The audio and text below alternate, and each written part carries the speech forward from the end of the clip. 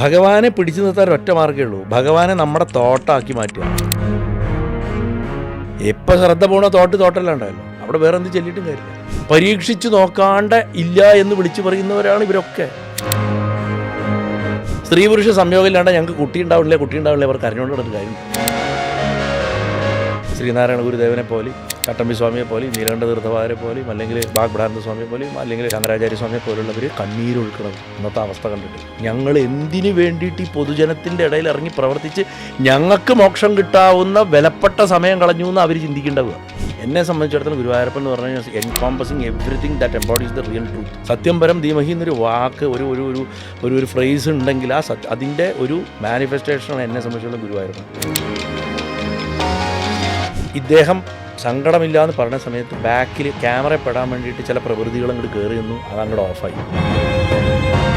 മൂപ്പർക്ക് വേണ്ട, താല്പര്യമില്ല. ആദ്യം പറഞ്ഞ കറക്റ്റ് കിട്ടി, അത് കഴിഞ്ഞ ഫയലിൽ. ഇപ്പോൾ എനിക്കത് പ്രത്യക്ഷാനുഭവമാണ്, എനിക്കത് റിയൽ ഡയറക്റ്റ് എക്സ്പീരിയൻസ് ആണ് അദ്ദേഹം തന്നിട്ടുള്ളത്. അതുകൊണ്ടാണ് എനിക്ക് ആ കോൺഫിഡൻസിൽ സംസാരിക്കാനും പറ്റുന്നത്. ഇതിനെയൊക്കെ മറികടന്നിട്ട് ഏതെങ്കിലും ഒരുത്തം വരും, അവന് വേണ്ടിയിട്ടാണ് ഞാൻ ഇവിടെ ഇരിക്കുന്നത്. ആരാ കുറുന്തോട്ടി, അത്രയും കിലോ കുറുന്തോട്ടി അവിടെ ഒരു തുലാഭാരത്തിന് കൊണ്ടുവന്നു. ഗ്രില്ല് കിടക്കണതിൻ്റെ അവിടെ നിന്നാണ് ഒരാൾ വരുന്നത്. ഗ്രില്ല് എങ്ങനെ അതിക്രമിച്ച അയാൾ കടന്നു. ഫ്രഷ് ഒരു ഗ്രാമ്പ് എടുത്തിട്ട് വന്നു. എൻ്റെ അടുത്ത് നാടൻ ഭാഷയിൽ അവർ കൊരട്ടത്ത് വെച്ചോളൂ, ചവയ്ക്കേണ്ട അവർ. അത് കഴിഞ്ഞ അവസാനത്തെ കറ്റ അങ്ങനെ പോണ സമയത്ത് ഞാൻ അറിയാണ്ട് ചവച്ചു. ആ ചവച്ച സമയത്ത് എനിക്ക് ഇവിടുന്ന് ഈ ഡയഫ്രത്തിൻ്റെ അവിടുന്ന് വാരണമാതിരി ഒരു ചുമ വന്നു. ഞാനങ്ങോട്ട് വീണ്ടും നിർത്താതെ ചുമയ്ക്കുക, ചവയ്ക്കരുതെന്ന് അവർ പറഞ്ഞു. അപ്പോഴേ ഞാൻ ഇവരെ നോക്കണം. രാത്രി എത്തി, ഞാനവിടെ എത്തി, ഭഗവാനെ കഴിച്ച്. എൻ്റെ ഗുരുനാഥൻ ഗുരുവായൂരപ്പനാണ്, എനിക്ക് വേറെ ഗുരുനാഥനില്ല. ഇക്കണോമിക്കലി സാമ്പത്തികമായിട്ടുള്ള എന്തൊക്കെ കാര്യങ്ങൾ മാറ്റി വെച്ചിട്ടാണ് ഇതൊക്കെ ചെയ്തുകൊണ്ട് ഇപ്പോഴും നിൽക്കുന്നത്. എന്നെ സംബന്ധിച്ചിടത്തോളം എൻ്റെ സമ്പത്ത് എൻ്റെ ഗുരുവായൂരപ്പനാണ്. അതിൻ്റെ മുകളിലൊന്നും കിട്ടാനില്ല. ഇപ്പോൾ വേണ്ടതൊക്കെ ഭഗവാൻ നോക്കി നടത്തും. എനിക്കൊന്നും അറിയണ്ട, എൻ്റെ എല്ലാ കാര്യങ്ങളും അദ്ദേഹം നോക്കിയിട്ട് ശരീരത്തിൻ്റെ രക്ഷ വരെ ഭഗവാൻ നോക്കി നടത്തും.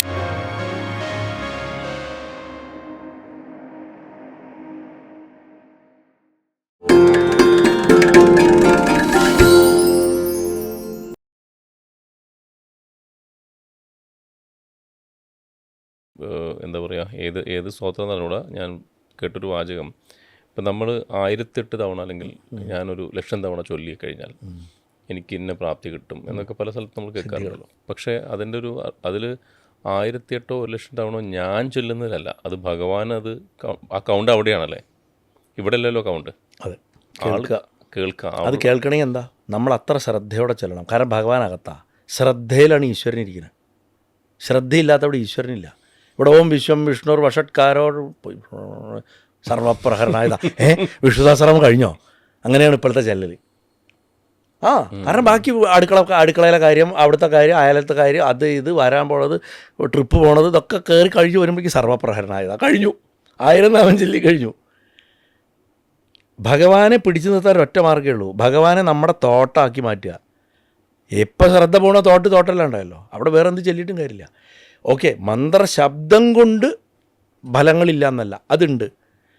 പക്ഷേ ഇപ്പോൾ നേരത്തെ നമ്മൾ പറഞ്ഞ ഒരു ആൽക്കലി വാട്ടർ കുടിച്ച് കഴിഞ്ഞിട്ട് എന്തെങ്കിലും മരുന്ന് കഴിക്കുക, ഭക്ഷണം കഴിക്കുക, അതിൻ്റെ കൂടുതൽ ഇഫക്റ്റ് കിട്ടുന്നത് പോലെയെന്ന് പറഞ്ഞത് പോലെയാണത്. നമ്മൾക്ക് ശ്രദ്ധയാണ് വേണ്ടത്. ശ്രദ്ധയുണ്ടെങ്കിൽ ചെയ്യണ കർമ്മത്തിന് അല്ലെങ്കിൽ പാരായണത്തിന് ഫലം ഉണ്ടാവും. കാരണം എന്താ വെച്ചാൽ മന്ത്രശബ്ദങ്ങളെ കൊണ്ട് ശരീരത്തിൽ ഇന്ന എന്താ പറയുക, ന്യൂറോൺസോ വാട്ടവർ, സയൻസ് എന്ത് പറഞ്ഞോ വാട്ടവർ, അതിനെ ദ്യോതിപ്പിച്ച് കഴിഞ്ഞാൽ ഇന്ന സിദ്ധികൾ അല്ലെങ്കിൽ ഇന്ന കഴിവുകൾ മനുഷ്യനിൽ ഉണ്ടാക്കാൻ പറ്റും. അത് സത്യം തന്നെയാണ്. അത് സാധന ചെയ്തിട്ടുള്ളവർക്ക് അതങ്ങോട്ട് ഇല്ല എന്ന് അനുഭവം ഇല്ലാത്തവൻ പറഞ്ഞിട്ട് ശ്രമിച്ചു നോക്കാത്തവൻ പറഞ്ഞാൽ നമുക്ക് ഈ ചെവി കൂടെ കെട്ടി ഈ ചെവി കൂടെ വിടുക, അത്രേ ഉള്ളൂ. ഇപ്പോൾ കഴിഞ്ഞ ദിവസം ഞാൻ അവിടെ ചെന്നപ്പോൾ പ്രാർത്ഥിച്ചിട്ട് ഒരു കാര്യമില്ല എന്നൊരാൾ ചോദ്യോത്തര വേളയിൽ പറഞ്ഞു. ഇത്രയും കുട്ടികൾ പരീക്ഷ എഴുതുന്നില്ല, എല്ലാവരും അമ്പലത്തിൽ പോകണില്ല, എത്ര തന്നെ പേര് ജയിക്കുന്നുണ്ട്, അതുകൊണ്ട് പ്രാർത്ഥിച്ചിട്ടൊരു കാര്യമില്ല പറഞ്ഞു. അപ്പോൾ ഞാനിങ്ങനെ നോക്കി, അദ്ദേഹം പ്രാർത്ഥിച്ചിട്ട് ഒരു കാര്യമില്ല. വീണ്ടും ഞാൻ പറഞ്ഞു, ശരി സാർ മനസ്സിലായി. അല്ല, അങ്ങ് സ്റ്റേറ്റ്മെൻ്റ് അല്ലേ പറഞ്ഞു, ചോദ്യം എന്താ ചോദിച്ചു. അപ്പോൾ എല്ലാവരും ചിരിച്ചു. അദ്ദേഹം വീണ്ടും, അല്ല പ്രാർത്ഥിച്ചിട്ട് കാര്യമില്ല. അപ്പോൾ ഞാൻ പറഞ്ഞു, അതെ, അത് അങ്ങയുടെ ആ വ്യൂ പോയിൻറ്റിനെ ഞാൻ അപ്രീഷിയേറ്റ് ചെയ്തു, താങ്ക് യു എന്നിട്ട് ഞാൻ അവസാനിപ്പിച്ചു. എന്തു പറയാനാ, പരീക്ഷിച്ച് നോക്കാണ്ട് ഇല്ല എന്ന് വിളിച്ചു പറയുന്നവരാണ് ഇവരൊക്കെ. സ്ത്രീ പുരുഷ സംയോഗം ഇല്ലാണ്ട് ഞങ്ങൾക്ക് കുട്ടി ഉണ്ടാവില്ല അവർ കരഞ്ഞുകൊണ്ട് നടന്നിട്ട് കാര്യമുണ്ടോ? കാര്യമില്ല. അതുപോലെയാണത്. അതാണ് എനിക്ക് പറയാവുന്ന ഏറ്റവും ഗ്രാമ്യമായിട്ടുള്ള എക്സാമ്പിൾ. അതിൽ ഇതുപോലെയാണ്. ഇങ്ങനെയാണ് ധർമ്മത്തിനെ നോക്കിക്കാണുന്നത്. പിന്നെ ഒരു ഫാഷനാണ്. ഇന്നതൊരു fashion, to be part of. ആരാ ഫാഷൻ്റെ പുറകെ പോവുക? ഞാൻ എന്താണെന്ന് യഥാർത്ഥത്തിൽ അംഗീകരിക്കാത്തവനാണ് മറ്റെന്തോ ആണെന്ന് കാണിക്കാൻ നടക്കുക. അതെന്താ കാണിക്കണത്? അവനവനിലുള്ള വിശ്വാസമില്ലായ്മയാണ്. മെൻ്റലി വീക്കായിട്ടുള്ള ഒരു ജനതയുടെ ഏറ്റവും വലിയ എക്സാമ്പിളാണ് കേരളം എന്ന് പറഞ്ഞാൽ. അറിവ് ഒരുപാടുണ്ട്, മായ വർദ്ധിപ്പിക്കാനുള്ള എല്ലാ സംഭവങ്ങളും അറിയാം, അവനവനെ കണ്ടുപിടിക്കാനുള്ള വിദ്യാഭ്യാസവും ഇല്ല, അതിനുള്ള ശ്രമവും ഇല്ല. പുച്ഛം. ഈ പുച്ഛം വരുന്നതിൻ്റെ കാരണമുണ്ട്. ഈ മനസ്സ് വീക്കാവുമ്പോൾ നമ്മളെ ഭീതിപ്പെടുത്തുന്ന ഒരു റിയാലിറ്റി അവിടെ നിൽക്കുന്നുണ്ടെങ്കിൽ അതിനോട് രണ്ട് തരത്തിലാണ് നമ്മൾ പ്രതികരിക്കും. ഒന്നുമില്ലെങ്കിൽ നമ്മൾ അതിനെ ആക്രമിക്കും, അല്ലെങ്കിൽ അതിനെ കൂവും. Because you are embarrassed. നമ്മളെ ഒരു വസ്തു പേടിപ്പെടുത്തേണ്ടതെന്ന് കണ്ടു കഴിഞ്ഞാൽ നമ്മൾ അതിനോട് കുറേ ഒച്ച വെച്ച് കുരയ്ക്കുക, കൂവുകയൊക്കെ ചെയ്യുക. അതല്ലെങ്കിൽ അതിനോട് അങ്ങോട്ട് കയറി ആക്രമിക്കും. മൂന്നാമതാണ് തിരിഞ്ഞോടുക, എസ്കേപ്പിസം. അതെ. അപ്പോൾ യഥാർത്ഥ സത്യത്തിനെ ഫേസ് ചെയ്യാൻ വളരെ ബുദ്ധിമുട്ടുള്ളൊരു ജനതയായിട്ട് നമ്മളിന്ന് മാറിക്കഴിഞ്ഞു. ഈ സത്യം എവിടെ വെച്ചാൽ നമ്മുടെ അകത്താണ്, നമ്മുടെ യഥാർത്ഥ സ്വരൂപമാണ്.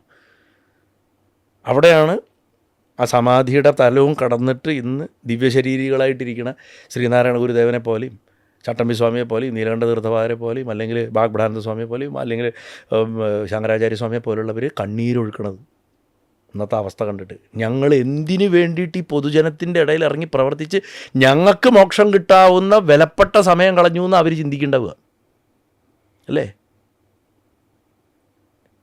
കാരണം അവരാരും വെറും ഒരു സോഷ്യൽ റിഫോമേഴ്സ് ആയിരുന്നില്ല, അവരൊക്കെ സാധകരായിരുന്നു. അവരെ യഥാർത്ഥത്തിൽ മനസ്സിലാക്കിയാൽ നമുക്ക് എവിടെയോ ഒത്തായിരുന്നു. അല്ലാണ്ട് കുറേ സ്കൂളും കോളേജും തുടങ്ങൽ മാത്രമല്ലല്ലോ, എവിടെയോ ഒത്തായിരുന്നു നമുക്ക്. അതൊക്കെ നമ്മൾ നഷ്ടപ്പെടുത്തി. സോ കോൾ കോർപ്പറേറ്റ് ലൈഫ് അല്ലെങ്കിൽ അങ്ങയുടെ ഒരു പഠനം, അത് കഴിഞ്ഞ് കോർപ്പറേറ്റ് ജീവിതം, ഇതിവിടെയൊക്കെ സംഭവിച്ചു കഴിഞ്ഞ് ആ ഒരു യാത്ര ഇപ്പം ദ്വാരകയിൽ നിന്ന് കൃഷ്ണൻ്റെ വിഗ്രഹം ഒഴുകി ഇവിടെ എത്തിയ പോലെ അങ്ങ് അത്രയും സ്ഥലത്ത് ഞാൻ എപ്പോഴും അതിങ്ങനെ എൻ്റെ മനസ്സിലെപ്പോഴാണ് എത്രയോ എവിടെയൊക്കെയോ കറങ്ങി വളരെ ഡിഫറെൻ്റ് ആയിട്ടുള്ള life. Like you had done so many work. ഞാനിപ്പം അങ്ങയുടെ യാത്ര ചെയ്യുമ്പോഴാണ് മനസ്സിലാക്കുന്നത് ഞാൻ കാണുന്ന പല ബ്രാൻഡിൻ്റെ അടിയിൽ എഴുതിയ പേരും ഈ ബ്രാൻഡും ഒക്കെ നിങ്ങൾ കൊടുക്കുന്നത് മാർക്കറ്റിലേക്ക് അങ്ങാണ്. ആ ഒരു കോർപ്പറേറ്റ് ലൈഫിൽ നിന്ന് ദ്വാരകയിൽ നിന്ന് ഭഗവാൻ കൃഷ്ണൻ ഗുരുവായൂർ എത്തിയ പോലെ അങ്ങ് എങ്ങനെയാണ് ഈ ഗുരുവായൂർ വഴിയിലേക്ക്, അല്ലെങ്കിൽ ഗുരുവായൂരപ്പൻ, ഇപ്പം അങ്ങ് കൃഷ്ണഭക്തനാണ്, എല്ലാം സംഭവിച്ചു. പക്ഷേ ഒരു ചോദ്യം, വൈ ഗുരുവായൂർ? എന്തുകൊണ്ടാണ് ഗുരുവായൂർ എന്നുള്ള സ്ഥലത്ത്? അവിടെയാണ് പ്രഭാഷണം പോലും അല്ല അങ്ങ്. കാരണം അങ്ങയുടെ എന്താ പറയുക, ഞാൻ തുടക്കത്തിൽ പറഞ്ഞ LinkedIn profile is completely different than what you doing today. അപ്പോൾ അവിടെ നിന്ന് എങ്ങനെ ഈ ഒരു ഭഗവാന്റെ നടയിലൂടെ യാത്ര, അല്ലെങ്കിൽ ഭഗവാനിലേക്കുള്ള യാത്ര എങ്ങനെയാണ് വന്നത്? ഞാൻ ആദ്യം അതിലൊരു ഫ്രെയിം അടിച്ചത് ഞാൻ പൊട്ടിക്കും. അപ്പോൾ അതെ, ഞാൻ കൃഷ്ണഭക്തനാണെന്ന് പറയരുത്. അതെ, ഗുരുവായൂരപ്പൻ എന്നെ സംബന്ധിച്ചിടത്തോളം ഞാൻ ഇത്രയും നേരം പറഞ്ഞ സത്യത്തിൻ്റെ ഒരു പ്രതീകമാണ്. എന്നെ സംബന്ധിച്ചിടത്തോളം സത്യത്തെ ധ്യാനിക്കാനുള്ള ഉപാധി ഇതിലും മികച്ചതായിട്ട് ഞാൻ വേറെ കണ്ടിട്ടില്ല.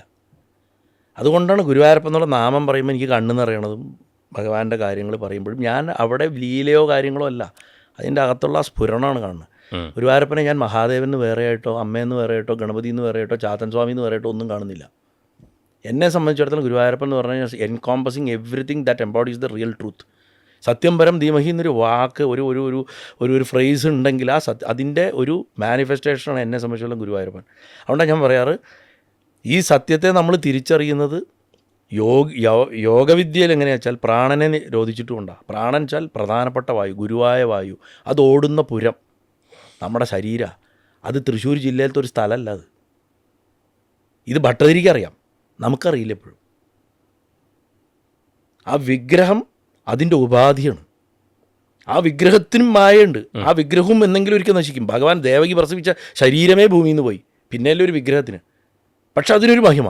ആ മഹിമ എന്തിനാ അത് കൊടുക്കുന്നത്? ഈ ട്രൂത്ത് മനസ്സിലാക്കാനാണ്. അപ്പോൾ സത്യത്തെയാണ് നമ്മൾ ഉപാസിക്കണം.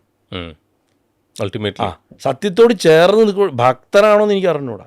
എനിക്കിപ്പോഴും സംശയങ്ങളൊന്നും അവസാനിച്ചിട്ടില്ല, അനവധി വിഷയങ്ങളുണ്ട്. അപ്പോൾ അതവിടെ നിൽക്കട്ടെ. അപ്പോൾ പ്രേം പറയുമ്പോൾ ഒരു രസമായിട്ടൊരു പാരലൽ ഇതിലുണ്ട്. ഗുരുവായൂരപ്പൻ ഇങ്ങോട്ട് വരണത് പ്രളയത്തിലാണ് അല്ലേ? പ്രളയജലത്തിൽ ഒഴുകിയ വന്ന് എന്നെ മരുഭൂമിയിൽ നിന്ന് പ്രളയത്തിൽ ഒഴുക്കിയിട്ടാണ് ഭഗവാൻ ഇങ്ങോട്ട് കൊണ്ടുവരുന്നത്. 2018 വെള്ളപ്പൊക്കത്തിലാണ് ഞാൻ എൻ്റെ ലൈഫിൽ ഈ മാറ്റം ഉണ്ടാവണ സംഭവം ഉണ്ടാവണം. അതായത് നമ്മൾ ദുബായിൽ നിന്ന് നാച്ചുറലി NRIs ഒരുപാട് കാര്യങ്ങൾ ഇപ്പോൾ കോവിഡ് കാലത്തും അതിന് മുന്നേ ഒക്കെ നമ്മൾ ചെയ്യുന്നുണ്ട്. അപ്പോൾ ഞാൻ ഈ പാലക്കാട് പ്രവാസി സെൻറ്റർ എന്നൊക്കെ പറഞ്ഞിട്ട് ഉള്ള ഒരു കൂട്ടായ്മയുടെ ആദ്യത്തെ അത് ഫോം ചെയ്ത 7 പേരിൽ ഒരാളായിരുന്നു.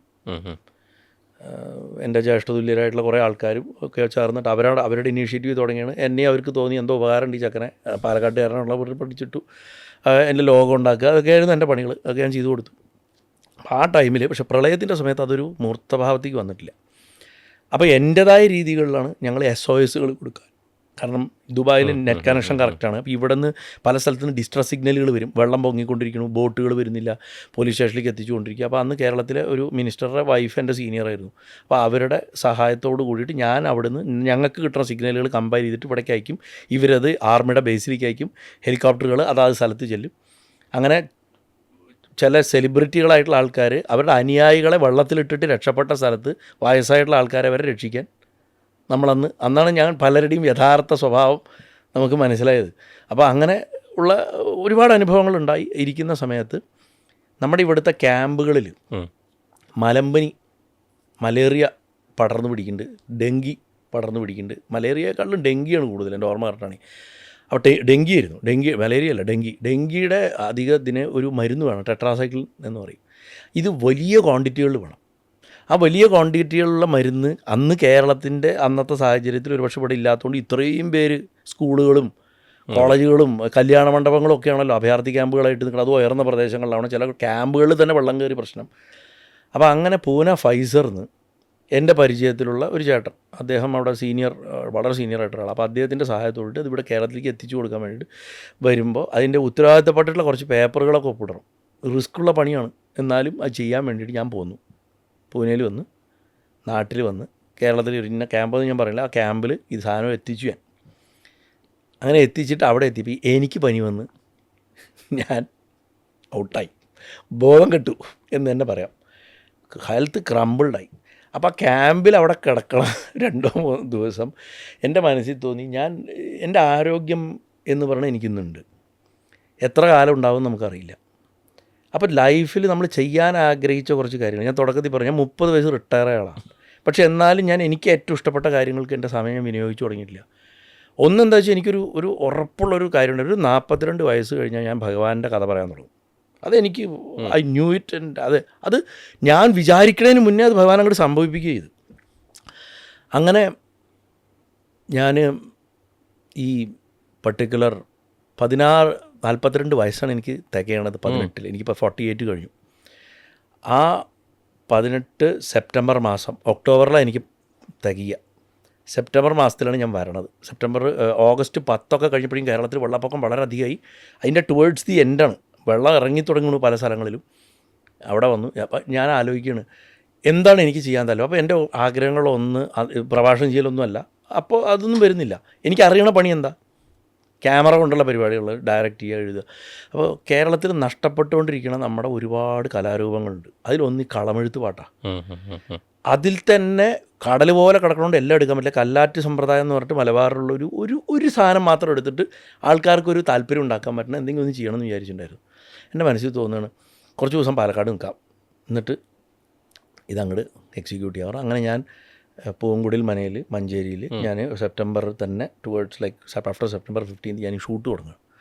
അവിടെ നിൽക്കുന്ന സമയത്താണ് എനിക്ക് എൻ്റെ വളരെ ആഗ്രഹമുള്ള മറ്റൊരു പ്രോജക്റ്റ് കൂടെ, കോട്ടയ്ക്കൽ ദേവദാസ് എന്ന് പറഞ്ഞ പ്രസിദ്ധ കഥകളിയാണ്, അദ്ദേഹത്തിൻ്റെ ഒരു ബയോഗ്രാഫിക്കൽ ഡോക്യുമെൻ്ററി ചെയ്യാൻ കൂടെ എനിക്ക് ആമസോൺ പ്രൈമിൽ നിന്ന് സാങ്ഷൻ വരുന്നു. അങ്ങനെ ഞാൻ ഈ ദേവാസേട്ടനെ അവിടെ വിളിച്ചിരുത്തി. എനിക്ക് പനിയാണ്. ആ കാലത്ത് എൻ്റെ കൂടെ ഉണ്ടായിരുന്നപ്പോൾ അരീക്കരയൊക്കെ ഉള്ളവർക്ക് ശബരിമല മേൽശാന്തിയൊക്കെ ആയിരുന്നു, അരീക്കര സുധീറൊക്കെ. അദ്ദേഹത്തിൻ്റെ ബ്രദറുണ്ട് ഗിരീഷിനോടൊക്കെ ചോദിച്ചറിയാം, തിരുനാവായ മേൽശാന്തിമാരവർ. എൻ്റെ ഹെൽത്ത് എങ്ങനെയായിരുന്നു ആ സമയത്ത്. എന്നെ കണ്ടങ്ങനെ കടലാസ് കഷ്ണം പേപ്പർ പോലെ ഞാൻ വളറി നിൽക്കുക. പക്ഷേ എന്താ വെച്ചാൽ ഒരു പുതിയ വെളിച്ചം, ഒരു പുതിയ പാത്ത് തുറക്കുകയാണെന്നുള്ളൊരു സന്തോഷം. ഫുൾ റിസ്ക്കിലാണ് ചെയ്യണത്. അപ്പോൾ എനിക്ക് കൂടെ നിൽക്കേണ്ട എനിക്ക് വളരെ ജ്യേഷ്ഠതുല്യനായിട്ട് ദുബായിൽ ഒരു വലിയ ഷിപ്പിംഗ് കമ്പനിയുടെ VP ആയിട്ട് ഉണ്ടായിരുന്ന KP രവിശങ്കർ, അദ്ദേഹം രവിയേട്ടനാണ്, എൻ്റെ വളരെ ഒരു ചേട്ടനെ പോലെയാണ്. അപ്പോൾ രവിയേട്ടനാണ് എൻ്റെ അടുത്ത് പറഞ്ഞു, കുട്ടി എന്ന് വിളിക്കുക, കുട്ടി നീ അത് ചെയ്യുക, ഞാനും ഫണ്ട് ചെയ്യാം. അങ്ങനെയാണ് ഞങ്ങൾ അതൊക്കെ തുടങ്ങണം. ഇതൊക്കെ നടന്നുകൊണ്ടിരിക്കുമ്പോൾ ഒരു ദിവസം ഇത് കഴിഞ്ഞിട്ട് ഇതിൻ്റെ ഷൂട്ട് നടന്നുകൊണ്ടിരിക്കുമ്പോൾ ഞാൻ ഭഗവാൻ ഇങ്ങനെ ഇത് ഇന്ന് തിരിഞ്ഞു നോക്കുമ്പോഴേ എൻ്റെ രസം മനസ്സിലാവുക. ഞാൻ രവിയേട്ടൻ ധാരാളം സംസാരിക്കും. അങ്ങനെ ഞാൻ പോകുന്നുണ്ട്, ദുബായി പോകുന്നുണ്ട്, തിരിച്ചു വരുന്നുണ്ട്. I keep shuttling. ഞാൻ വന്നു 20 ദിവസം ദുബായും 10 ദിവസം നാട്ടിലുമാണ് ഞാൻ പണ്ടും. കാരണം അച്ഛൻ്റെ കാര്യങ്ങളും അമ്മയുടെ കാര്യങ്ങളും നോക്കാനും ഈ 10 ദിവസത്തിൽ ഒരു ദിവസം ഗുരുവായൂർ പോകും. ഭഗവാനെ പോണു, ക്യൂ നിൽക്കണു, തൊഴണു, ഇതൊക്കെ തന്നെയുള്ളൂ. അത്തവണ സെപ്റ്റംബർ മാസത്തിൽ ഞാൻ ഗുരുവായൂർ പോയി. ഗുരുവായൂർ ചെന്നപ്പോൾ ഗുരുവായൂർ ആ പ്രളയത്തിൻ്റെതായിട്ടുള്ള ബുദ്ധിമുട്ടുകളൊക്കെ കഴിഞ്ഞാൽ ആൾക്കാർ വന്നു തുടങ്ങണേ ഉള്ളൂ. എനിക്ക് ഭഗവാന്റെ ഒരു വിചിത്രമായിട്ടൊരു ഫോട്ടോ കിട്ടി. ഞാൻ ഒരുപാട് കാലമായിട്ട് ഞാനിപ്പോഴും വിഗ്രഹത്തിൽ ഇതിൽ ലക്ഷണം നോക്കും. എനിക്ക് ലക്ഷണം കണ്ട എനിക്കൊരു ഭയങ്കര അട്രാക്ഷനാണ്. കാരണം ശരീരം സർവാംഗം ലക്ഷണം ഉണ്ടെങ്കിലുള്ള ആ വ്യക്തിയുടെ ചൈതന്യയിലുണ്ടാവുക. ആ ഫോട്ടോ ഞാൻ മേടിച്ചുകൊണ്ട് വരണം. അങ്ങനെ ഭഗവാൻ എൻ്റെ കൂടെ ഒരു അടയാളം തന്നിട്ട് ഒരു അടുത്ത ഫേസിലേക്ക് കയറ്റി വിടണ കാര്യം. ഞാൻ ദുബായി പോയി. അങ്ങനെ രവിയേട്ടൻ ദിവസം രാവിലെ എന്നെ വിളിക്കും. ഇത് ഞാൻ മുമ്പ് ചില പ്രഭാഷണങ്ങൾ ഇത് പറഞ്ഞിട്ടുള്ള. അദ്ദേഹം ദിവസം രാവിലെ ഷിപ്പിംഗ് കമ്പനി നിൽക്കുക. അദ്ദേഹത്തിൻ്റെ സ്റ്റാഫ് എന്ന് പറഞ്ഞാൽ ഗ്രീക്കുകാർ, ക്യാപ്റ്റൻസ്, അവർ മലയാളികളൊക്കെ ഉണ്ട്. മൂപ്പര് രാവിലെ ഓഫീസ് റൂമിൽ കോട്ട് സൂട്ടൊക്കെ ഇട്ട് വന്നിരുന്നു കഴിഞ്ഞാൽ പുള്ളി വെക്കണ ചിത്ര ചേച്ചിയുടെ പാട്ടുകളാണ്. നമ്മുടെ കണി കാണുന്ന നേരം, കവലാതത്തിൻ്റെ മാതിരിയുള്ള പാട്ടുകളൊക്കെ വെച്ചിട്ടൊക്കെയാണ് ഇരിക്കുക. അല്ലെങ്കിൽ എന്താ പറയുക, കീർത്തനങ്ങൾ, ഇതൊക്കെ ആയിരിക്കും രവിയേട്ടൻ്റെ. And he somebody who enjoys life also. അങ്ങനെ ഒരു അസറ്റിക്കൊന്നുമല്ല, അടിച്ചു പൊളിച്ചു. മൂപ്പരൊരു കുട്ടി ആറാം തമ്പുരാനാണ്, ഒരു മിനി ആറാം തമ്പുരാനാണ്. അദ്ദേഹത്തിൻ്റെ നാട്ടിലൊക്കെ അദ്ദേഹം അങ്ങനെയാണ്. ലൈക്ക് അങ്ങനെ എനിക്ക് ഒരു പക്ഷേ ആരോടും ഒരു അത്രയും വലിയൊരു ജ്യേഷ്ഠൻ എന്നുള്ളത് എനിക്കൊരു ആത്മബന്ധം അന്നോ ഇന്ന് വേറെ ഒരാളോടും എനിക്കുണ്ടായിട്ടില്ല. But we keep fighting. ഞങ്ങൾ അടിയൊക്കെ കൂടും. ഭയങ്കര മൂപ്പർക്ക് മൂക്കത്താണ് ചുണ്ടി, പെട്ടെന്ന് ദേഷ്യം വരും. ഭയങ്കര ശുദ്ധനാണ്. പുള്ളിയുടെ രീതികൾ അങ്ങനെയാണ്. ഇപ്പോൾ മൂപ്പർക്ക് ഒരു സന്തോഷം പറഞ്ഞു കഴിഞ്ഞാൽ പുള്ളി അതിൽ അഭിരമിക്കും, പെട്ടെന്ന് സങ്കടം വരും. വേണ്ട രീതികളാണ്. എന്നാൽ ഒരാൾക്ക് ആളെന്ന് പറഞ്ഞ് നിൽക്കില്ല, നമ്മൾ കൂടെ നിൽക്കാൻ, അത് അദ്ദേഹത്തിനെ കഴിച്ചിട്ടുള്ളൂ. ഞാൻ എന്തുകൊണ്ട് അദ്ദേഹത്തിനെ കുറിച്ച് പറഞ്ഞു വെച്ച് കഴിഞ്ഞാൽ he stood with me for A considerable period, എൻ്റെ ഇങ്ങനത്തെ പ്രോജക്റ്റുകൾക്കൊക്കെ എന്നുള്ളതാണ്. മാത്രമല്ല ഗുരുവായൂരപ്പൻ അദ്ദേഹത്തിനാണ് നിമിത്താക്കിയത് എന്നെ ഇന്ന് നിങ്ങൾ കാണും ഇവിടെ കൊണ്ട് നിർത്തണേക്കുള്ള ഇത്. അപ്പോൾ ഒരു ദിവസം ഇടയ്ക്ക് വിളിക്കും, ഞങ്ങൾ വി കീപ് ടോക്കിങ്, എന്തെങ്കിലും ഒരു നല്ല വിഷയം സംസാരിക്കും. മൂപ്പരിങ്ങനെ ചോദിക്കും, ആദ്യം വിളിക്കുക, അപ്പേ ആ പാലക്കാട് ചില കുട്ടി ഭക്ഷണം കഴിച്ചുവോ, അതാണ് ആദ്യം ചോദിക്കുക. അപ്പോൾ ഞാൻ ഒറ്റയ്ക്കാണ് താമസിക്കുന്നത്, മൂപ്പർക്കറിയാം. അപ്പോൾ ഇഡ്ഡലി കഴിച്ചോ, എന്താ കഴിച്ചതൊക്കെ ചോദിക്കും. അന്ന് വിളിച്ചിട്ട് എൻ്റെ അടുത്ത് എന്തോ പറഞ്ഞു വന്നപ്പോൾ നാരായണീയത്തിൻ്റെ എന്തോ ഒരു സംഭവം വന്നു. അതെന്തോ ബാക്ക്ഗ്രൗണ്ടിലെ പാട്ടുമായിട്ട് ബന്ധപ്പെട്ടിട്ട് അങ്ങനെ പറഞ്ഞു വന്നാൽ ഹരം കയറി. ഒന്നാമത്തെ ശ്ലോകം സാന്ദ്രാനന്ദാവബോധാത്മകം എന്നുള്ള ശ്ലോകത്തിൻ്റെ ഒരു ചെറിയൊരു വിവരണം ഞാൻ പറഞ്ഞു. അപ്പോൾ ഇങ്ങനെ അച്ചുവപ്പിഷാരടിയുടെ അസുഖത്തിന് ഛായാദാനം ചെയ്ത് സ്വീകരിച്ചതും നാരായണ ഭട്ടതിരിക്ക് അസുഖം വന്നതും പിന്നെ ഇതൊക്കെ പറഞ്ഞു. ഒക്കെ അങ്ങനെയൊക്കെ ഉണ്ടല്ലേ കുട്ടി, ഇതൊന്നും നമുക്കറിയില്ല. മൂപ്പര് അങ്ങനെയാണ്, മൂപ്പര് വളരെ വിനയമാണ് ഇതൊക്കെ പറയണേ. ഒക്കെ കഴിഞ്ഞ് വെച്ചിട്ട് രവിയേട്ടൻ എൻ്റെ അടുത്ത് അത് അന്നൊരു ദിവസം രാത്രി ഉണ്ടാവണം. രാത്രി എന്നെ വിളിച്ചപ്പോൾ നെക്സ്റ്റ് ഡേ കാലത്ത് തന്നെ വിളിച്ചിട്ട് പറഞ്ഞു, നീയേ എനിക്ക് അതൊന്ന് റെക്കോർഡ് ചെയ്തിട്ട് അയച്ചു വാട്സപ്പിൽ അമ്മയ്ക്ക് അയച്ചു കൊടുക്കാനാണ്. മൂപ്പര് അമ്മയുമായിട്ട് വളരെ അറ്റാച്ച്ഡ്, ഒറ്റ മകനാണ്. ഒരു അമ്മയും അച്ഛനും മകനും ഒരേ നക്ഷത്രമാണ്. ഭയങ്കര രസമാണ്. അപ്പോൾ അമ്മയാണ് രവിയേട്ടൻ്റെ കാണപ്പെട്ട ദൈവം. അപ്പോൾ അമ്മയ്ക്ക് അയച്ചു കൊടുക്കാനാണ് പറഞ്ഞു. ഞാൻ അമ്മയ്ക്കായതുകൊണ്ട് അയച്ചു കൊടുത്തു. ഞാൻ പറഞ്ഞു, രവിയേട്ട ഇന്നലെ പറഞ്ഞ ജോഷിലൊന്നും ചിലപ്പോൾ കിട്ടില്ല, അത് അപ്പം കിട്ടണതാണ്. ഇത് എനിക്ക് വീണ്ടും റെക്കോർഡ് ചെയ്യുമ്പോൾ വരുമോ എന്നറിയില്ല. അതുകൊണ്ട് ഞാൻ കുറച്ച് അത് ആ പൈപ്പിൽ നിന്ന് വന്നാണ്, ഇത് അങ്ങനെയല്ല, ഇത് എൻ്റെ ഓർമ്മയെന്ന് പറഞ്ഞിട്ട് ഞാൻ റെക്കോർഡ് ചെയ്ത് അയച്ചു കൊടുത്തു. ഞാനത് വിട്ടുപോയി. ഞാൻ രവിയേട്ടനോട് ചോദിക്കാനും പോലും ഒന്നുമില്ല. ഇതൊക്കെ നടക്കുന്നത് കുറച്ച് മാസങ്ങൾക്ക് മുമ്പാണ്. അതായത് ഞാൻ ഈ പ്രളയത്തിന് വരുന്നതിന് മുമ്പാണ്. ഈ പ്രളയത്തിന് ഞാൻ വരുന്നതിന് ഏതാനും ഒരു മാസം മുമ്പ് എനിക്ക് ന്യൂസിലാൻഡിൽ നിന്നൊരു കോൾ വന്നു. ശ്യാം എന്ന് പറഞ്ഞിട്ട്, അദ്ദേഹം കവിതകളും പാട്ടുകളൊക്കെ എഴുതും, അവിടെ സെറ്റിൽഡാണ്. ശരത് സാർ നമ്പറല്ലേ, എനിക്ക് ഈ നമ്പർ ഞാൻ വളരെ കഷ്ടപ്പെട്ടു. അന്ന് എൻ്റെ നമ്പർ കിട്ടവരെ ഇന്നും എൻ്റെ യഥാർത്ഥ നമ്പർ ആർക്ക് കിട്ടാറില്ല. എന്നാലും അന്ന് എന്നെ ഇങ്ങനെ പബ്ലിക്കലി സിനിമാക്കാർക്ക് അറിയാം, പക്ഷേ അല്ലാണ്ടുള്ളവർക്ക് അറിയില്ലല്ലോ. അങ്ങനെ ഇയാളെ എഴുതി നമ്പർ കിട്ടി, ഇയാൾ എങ്ങനെയോ സംഘടിപ്പിച്ചിരിക്കണം. ദുബായ് നമ്പറിലാണ് വിളിക്കുന്നത്. വിളിച്ചിട്ട് എൻ്റെ അടുത്ത് പറയുക, അങ്ങയുടെ പ്രഭാഷണത്തിൻ്റെ ഒരു ശകലം കേട്ടു, ഇന്നാണ് ഈ പറയുന്നത് റീല് കേട്ടു. എൻ്റെ ആദ്യത്തെ റീലാണ്, എൻ്റെ ഹിറ്റാവള റീൽ. അന്ന് റീലില്ല 18. അങ്ങനെ ആ റീല് കേട്ട വരി ഇയാൾ ഈ വാട്സപ്പ് കേട്ടിട്ട് പറയുക, ഞാൻ അത് കേട്ടിട്ട് ഒരു 6 പാട്ട് എഴുതി അത് കാസറ്റാക്കിയിട്ടുണ്ട്, എനിക്കത് അങ്ങേക്ക് അയച്ചു തരണം, അതിന് വേണ്ടിയിട്ടാണ്. ഞാൻ പെട്ടെന്ന് ഞെട്ടിപ്പോയി. എൻ്റെ ഏത് പ്രഭാഷണം, ഞാൻ ഭഗവാന്റെ പ്രഭാഷണം നടത്തിയിട്ടില്ലല്ലോ. അതല്ല, ഇങ്ങനെ ഈ സാന്ദ്രാനന്ദാത്മകത്തിനെ കുറിച്ച് അപ്പോഴാണ് എനിക്ക് മനസ്സിലായി, ഇത് രവിയേട്ടൻ ആർക്കും അയച്ചു കൊടുത്ത്, അമ്മയ്ക്ക് അയച്ചു കൊടുത്ത്, അമ്മ അതാർക്കും അയച്ച്, ഇതിങ്ങനെ പോയി എവിടെയൊക്കെയോ എത്തി, ഇത് കറങ്ങി എത്തിയിട്ടാണ് ഈ സംഭവം വന്നത്. അപ്പോൾ ഇതൊരു കൊള്ളാം. അങ്ങനെ രവിയേട്ടനാണ് അതോടെ. അപ്പോൾ ഓക്കെ, അതൊരു നിൽക്കും. ഈ 18 ഞാൻ ഇവിടെ വന്നിട്ട് ഒരു തവണ തിരിച്ചു ഈ ഷൂട്ട് കഴിഞ്ഞ് പോകുമ്പോൾ രവിയേട്ടൻ എന്നെ വിളിച്ചിട്ട് പറഞ്ഞു, രാജഗോപാലൻ വക്കീൽ വിളിച്ചിട്ടുണ്ടായിരുന്നു, ഗുരുവായൂർ ഗംഭീര സംഘടനയുണ്ട്, പൈതൃകം എന്ന് പറയും, വളരെ സജീവമായിട്ടൊരു സംഘടനയാണ്, one of the strongest art and cultural അസോസിയേഷനാണ് കേരളത്തിൽ. പക്ഷേ അവരുടെ പ്രവർത്തനം ഗുരുവായൂർ കേന്ദ്രീകരിച്ച് മാത്രം നിൽക്കുന്നതുകൊണ്ടാണ് ഇപ്പോൾ സൂര്യ ഫെസ്റ്റിവലൊക്കെ പോലെ പുറത്തേക്ക് അത്ര അറിയാത്തത്. അവർ നല്ല നല്ല പ്രോഗ്രാംസ് ചെയ്യണേ. അവർക്ക് പ്രതിമാസ പ്രഭാഷണമുണ്ട്. കുട്ടി നീ ഒന്ന് പോയിട്ട് നോക്കണോ? രവിയേട്ടന് തോന്നുകയാണ്, ഭഗവാൻ തോന്നിപ്പിക്കണം. രവിയേട്ടൻ ഭയങ്കര ഗുരുവായൂരപ്പ ഭക്തനാണ്. ഗുരുവായൂരത്തെ ഏറ്റവും വലിയ റിയൽ എസ്റ്റേറ്റ് പ്രോജക്റ്റുകളിലൊന്നിൻ്റെ ആളുമായിരുന്നു അദ്ദേഹം. അപ്പോൾ രവിയേട്ടന് ഒരുപാട് അനുഭവങ്ങളുണ്ട് ഭഗവാനെ കൊണ്ട്. അപ്പോൾ എന്നോട് ഇങ്ങനെ പറഞ്ഞു. ഞാൻ പറഞ്ഞു രവിയേട്ടാ അതൊക്കെ ഭയങ്കര പണിയോ.